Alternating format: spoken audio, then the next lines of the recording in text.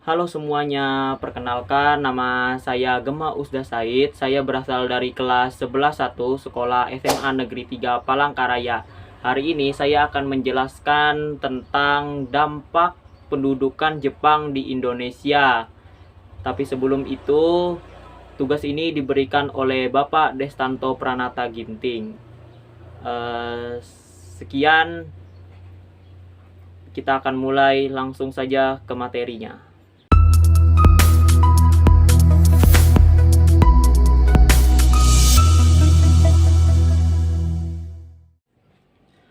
1. Bidang politik. Pendudukan Jepang di Indonesia memiliki dampak dalam bidang politik, yaitu sebagai berikut. 1. Perubahan istilah-istilah dalam tatanan atau struktur pemerintahan, seperti Shiu Kresidenan, Shi Kota Praja, Ken Kabupaten, Gun Kwedanan, Son Kecamatan, Ku Desa, Aza Dusun, serta Gumi RT. Yang kedua adalah penghapusan organisasi pergerakan nasional yang ada pada zaman kolonial Belanda dan menggantinya dengan organisasi baru. Yang ketiga ialah pembentukan Chuo Sang-in, yaitu Dewan Pertimbangan Pusat, dan Chuo Sangkai, yaitu Dewan Pertimbangan Daerah. 2. Bidang ekonomi. Pendudukan Jepang di Indonesia juga ada di dalam bidang ekonomi, yaitu ada 4 sebagai berikut. Yang pertama adalah di sistem ekonomi perangnya. Seluruh kegiatan ekonomi masyarakat, khususnya di Jawa, difokuskan hanya untuk logistik militer Jepang. Akibatnya, kondisi ekonomi rakyat makin memburuk. Yang kedua, ada krisis pangan dan kelaparan tahun 1944. Terjadi kelaparan hebat karena sistem pembagian hasil panen yang sangat merugikan petani, yaitu 30% untuk pemerintahan Jepang, 30%-nya untuk lumbung desa, dan hanya 40% yang boleh disimpan oleh petani. Yang ketiga adalah upaya Jepang mengatasi krisis. Meskipun eksploitasi besar-besaran, Jepang memperkenalkan beberapa hal baru untuk meningkatkan produksi, yaitu 1. Varietas padi baru, mencoba jenis tanaman yang lebih produktif, serta yang kedua ada sistem larik, yaitu adalah metode bercocok tanam dalam barisan teratur, masih digunakan hingga sekarang. Dan yang keempat adalah propaganda dan gaya hidupnya. Jepang mengempanyekan gerakan menabung, serta masyarakat diajak menerapkan gaya hidup hemat demi mendukung keperluan perang. Jadi intinya ekonomi zaman Jepang adalah ekonomi yang sangat menekan rakyat demi kepentingan militer, meskipun ada warisan teknik pertanian seperti sistem larik yang tersisa sampai sekarang. 3. Bidang sosial. Keadaan sosial masyarakat Indonesia pada masa pendudukan Jepang sebagian besar merupakan akibat pelaksanaan Romusa. Pemerintahan Jepang melaksanakan mobilitas massa sebagai pekerja Romusa karena kebutuhan tenaga kerja di luar pulau dan luar wilayah Indonesia. Pengerahan Romusa berdampak buruk terhadap kehidupan masyarakat Indonesia. Kemakmuran makin jauh dari harapan masyarakat Indonesia. Selain itu, angka kematian meningkat akibat perang dan muncul berbagai penyakit. Pemerintahan Jepang melakukan mobilitas yang melibatkan peran perempuan sebagai organisasi Fujinkai. Pemerintahan Jepang mengontrol kegiatan sehari-hari masyarakat, misalnya pemenuhan kebutuhan pangan masyarakat, terutama bagi para pejuang. Pendudukan Jepang di Indonesia juga berpengaruh pada keberadaan orang-orang Eropa di Indonesia. Pihak Jepang menangkap orang-orang Eropa dan mengirim mereka ke lokasi interniran atau pengasingan. Beberapa tenaga ahli dari kalangan orang Eropa tetap dipertahankan untuk membantu Jepang. 4. Bidang budaya.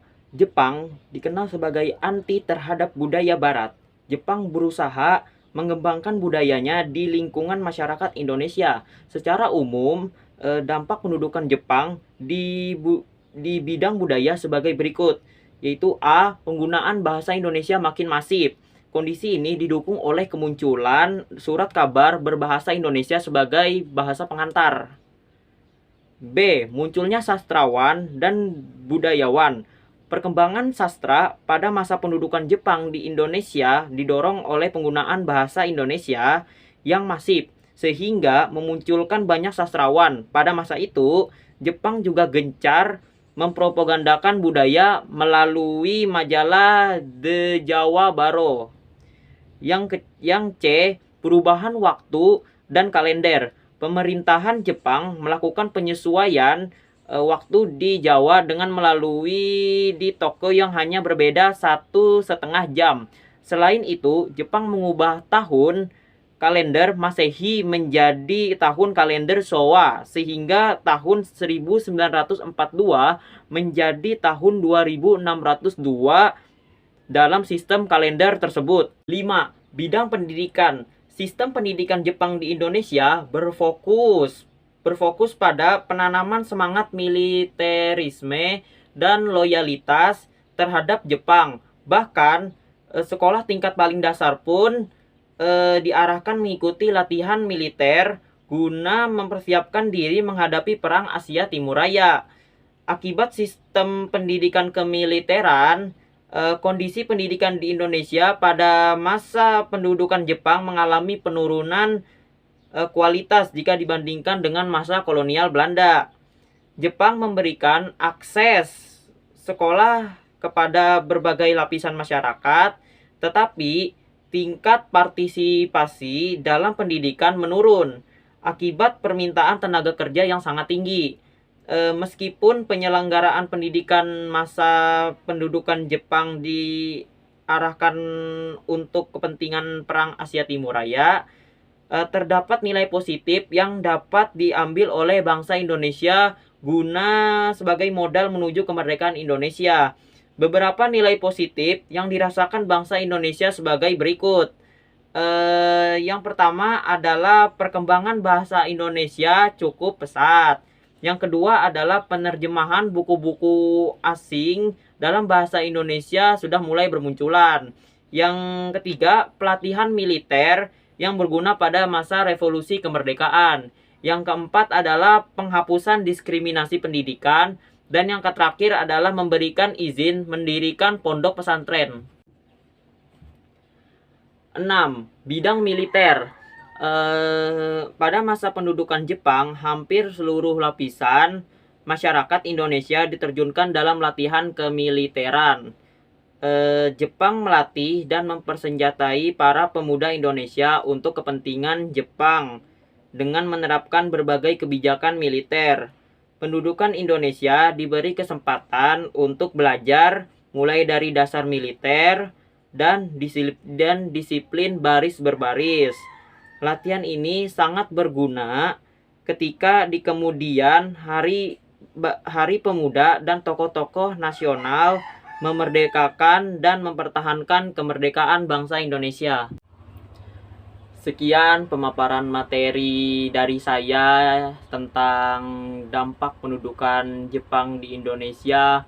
Mohon maaf apabila pemaparan materi yang saya jelaskan ini bagi kalian ada yang sedikit kurang paham atas materinya. Mohon maaf dan saya ucapkan terima kasih.